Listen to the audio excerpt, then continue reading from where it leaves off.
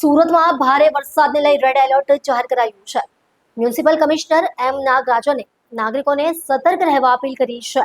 શહેરના લો લાઇન વિસ્તારોમાંથી લોકોનું સ્થળાંતર શરૂ કરાયું છે.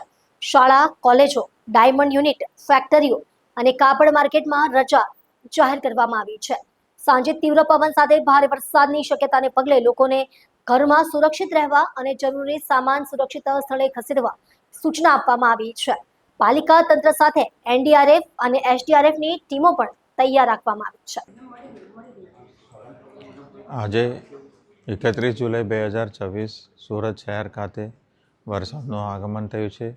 આજે જે રેડ એલર્ટ જાહેર કરવામાં આવી છે તે અનુસંધાને એસએમસી તરફથી લો લાઇન વિસ્તારમાંથી લોકોને ખસેડવાનું કામ ચાલુ છે.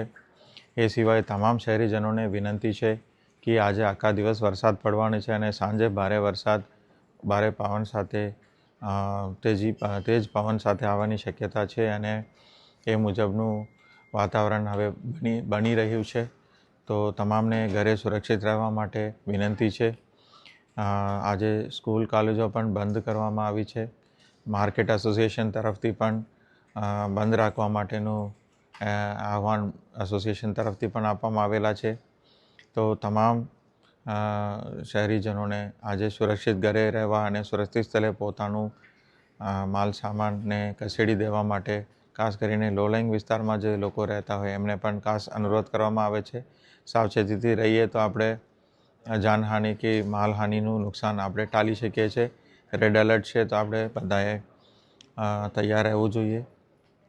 સુરત શહેરના બહારના વિસ્તારમાં ખાસ કરીને ખીમની વિસ્તારમાં પણ ભરૂચ જિલ્લા બાજુ પણ વધારે વરસાદ થવાની શક્યતા છે. તો નદીના ઉપરની સાઈડમાં પણ દાખલા તરીકે વેલંજા છે અને કઠોર છે, ગોઠાણ છે એવા ગામોમાં પણ પાણી ભરવાની શક્યતા વધારે છે. તો એ બાજુ પણ આપણે એલર્ટ રહેવાની ખૂબ જરૂરી છે.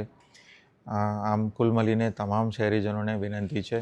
એસડીઆરએફ, એનડીઆરએફના ટીમ પણ તૈયાર કરવામાં આવે છે. એ સિવાય આર્મીનું પણ એક પ્લાટૂનની માંગણી સુરત જિલ્લા કલેક્ટર તરફથી કરવામાં આવેલા છે, જે રાજ્ય સરકાર આપણને મદદરૂપ થશે. બાકી તમામ તૈયારીઓ કરી દેવામાં આવેલી છે અને તમામ શહેરીજનોને